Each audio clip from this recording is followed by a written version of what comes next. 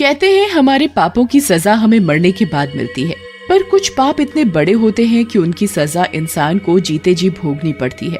एक शहर में एक निखिल नाम का लड़का अपनी बीवी सीमा के साथ रहता है। निखिल पेशे से एक इंजीनियर था। वो अपने काम में बहुत ही बिजी रहता था। एक दिन सीमा के घर में एक फैमिली फंक्शन होता है। सीमा निखिल को भी जाने को बोलती है। निखिल, आज सुबह पापा का फोन आया था, घर पर एक फैमिली फंक्शन है, उन्होंने सबको निमंत्रण दिया है और तुम्हें भी साथ आने को बोला है। अरे सीमा, मैं नहीं जा सकता, मेरे पास अभी फिलहाल ऑफिस का बहुत काम है। मुझे अपनी क्लाइंट्स को काम समय पर करके देना है। मैं उन्हें टाइम से काम करके नहीं दे पाया तो बहुत दिक्कत हो जाएगी। अरे, सीमा निखिल की बात मान जाती है और अकेले जाने को तैयार हो जाती है। अगले दिन सीमा अपने पापा के घर जाने के लिए तैयार हो जाती है। निखिल, मैंने 5 दिनों के लिए तुम्हारे लिए खाना बनाने वाली को बोल दिया है। उसका नाम कोमल है। वो रोज सुबह शाम तुम्हारे लिए खाना बना दिया करेगी। ठीक है, ध्यान से जाना सीमा, बाहर बहुत बारिश हो रही है, कहीं गिर मत जाना। सीमा 5 दिनों बाद अपने घर से लौटी। वो बहुत अजीब सी हरकतें करती। उसकी आंखें हमेशा चढ़ी चढ़ी रहती। पता नहीं सीमा को क्या हुआ था। मुझे हॉल में सोना है।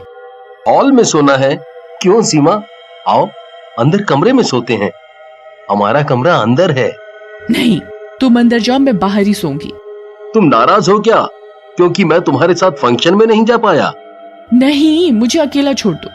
निखिल सीमा को कुछ नहीं कहता और उधर से चुपचाप चला जाता है। निखिल को सीमा का ये बर्ताव समझ में नहीं आ रहा था। ऐसे सीमा कभी निखिल से बात नहीं करती थी। अगली सुबह निखिल उठता है। अरे, तुम कब उठी? थोड़ी देर पहले।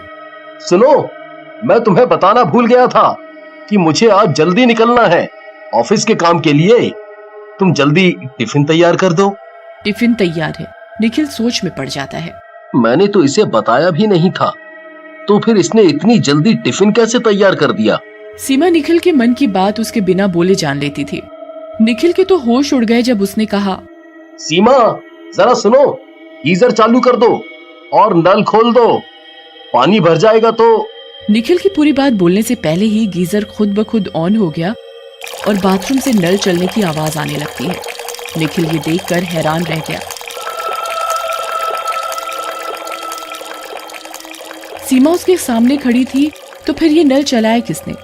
निखिल ने सोचा ये बात अगर उसने सीमा से सीधे सीधे पूछी तो क्या पता उसे अच्छा न लगे। सीमा, क्या बात है, जब से तुम अपने पापा के घर से आई हो तुम बहुत बदली बदली लग रही हो। कुछ हुआ है क्या? तुम कहो तो हम डॉक्टर के पास चलें? नहीं, मुझे कुछ नहीं हुआ। अरे, मेरा मतलब था, तुम अकेले पूरा दिन काम करती रहती हो। अकेले काम करते करते तुम्हें तनाव हो सकता है, तो हम साइकेट्रिस्ट के पास चलते हैं। नहीं। और ये सुनकर सीमा उधर से उठकर चली गई। निखिल समझ नहीं पा रहा था कि ये सब क्यों हो रहा है। सीमा पिछले 3 महीनों से उससे ऐसा बर्ताव कर रही थी और साथ ही 3 महीने से बाहर हॉल में सोती थी। वो हमेशा कम से कम निखिल से 3 फीट की दूरी बनाकर रखती। कुछ दिन बाद निखिल सुबह की सैर के लिए अपने घर से बाहर निकल रहा था। तभी निखिल का पड़ोसी गौरव आता हुआ दिखाई दिया। अरे गौरव! अरे निखिल जी, आज इतनी सुबह आप कैसे आ गए सैर के लिए? गौरव अपने साथ अपने पालतू कुत्ते शेरू को भी सैर के लिए ले जाता था।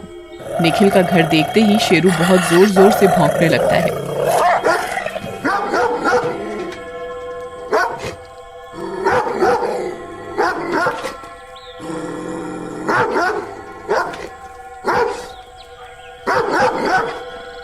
पता नहीं क्यों निखिल जी, ये आपका घर देखते ही बहुत जोर जोर से भौंकने लगता है। निखिल ने तभी सीमा को आवाज दी। सीमा, दरवाजा बंद कर लो। जैसे ही सीमा बाहर आई, शेरू उसे देखकर बहुत जोर जोर से भौंकने लगा।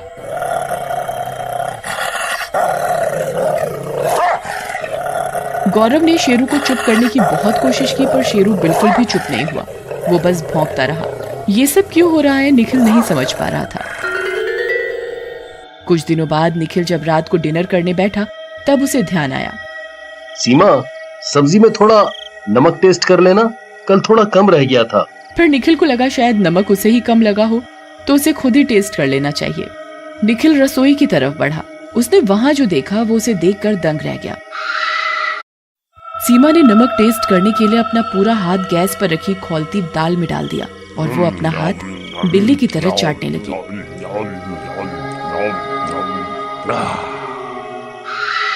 निखिल सोच में पड़ गया। उस खौलती दाल से उसका हाथ कैसे नहीं चला? ये क्या कर रही हो सीमा? चम्मच से निकाल लेती। सीमा ने उसे कोई जवाब नहीं दिया और बस निखिल को घूर रही थी।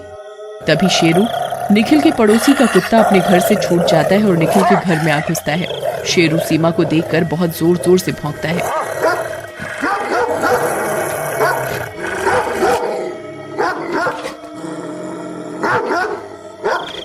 निखिल शेरू को भगाने की बहुत कोशिश करता है।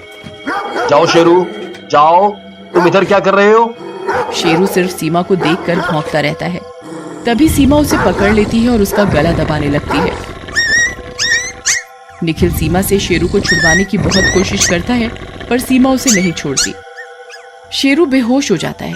सीमा शेरू को वहीं जमीन पर गिरा देती है। सीमा की आंखें एकदम लाल और जीभ बिल्कुल बाहर थी।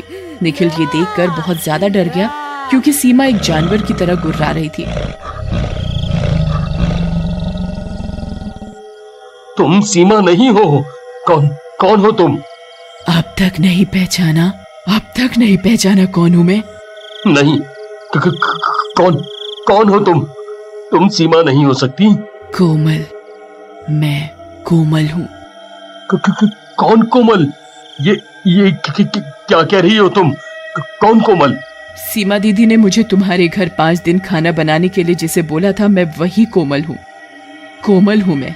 तूने मेरी जिंदगी हराम कर दी। अब मैं तुझे नहीं छोड़ूंगी।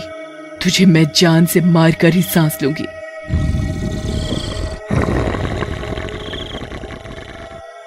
अरे नहीं कोमल, मैंने कुछ नहीं किया। मैंने कुछ नहीं किया। तूने कुछ नहीं किया, तुझे मैं बताती हूँ। अरे नहीं कोमल, मुझे माफ कर दो। मैं कभी फिर से ऐसे गलत काम नहीं दोहराऊंगा। क्या हुआ अब? तू तो अभी बोल रहा था तूने कुछ किया ही नहीं। तुझे एकदम से क्या हुआ?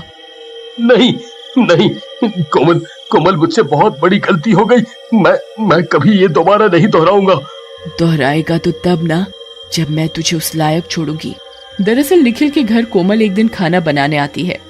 निखिल घर पर किसी के ना होने का फायदा उठाता है और कोमल के साथ बदतमीजी करने की कोशिश करता है। कोमल निखिल को रोकने की बहुत कोशिश करती है पर निखिल उसकी एक नहीं सुनता। कोमल से ये निखिल की बदतमीजी बर्दाश्त नहीं होती और वो गाड़ी के आगे जाकर खुदकुशी कर लेती है।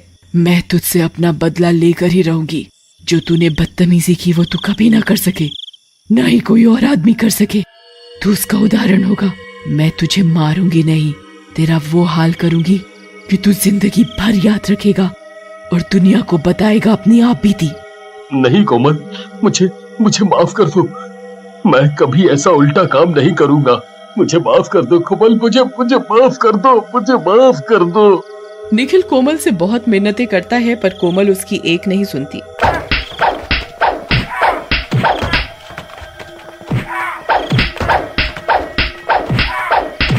वो मार मार कर उसका हाल ऐसा बेहाल कर देती है।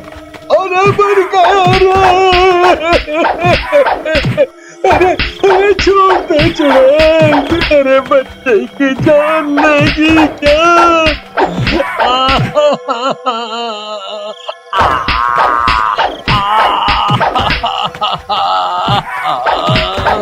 भाई, कोई मेरी मदद करो।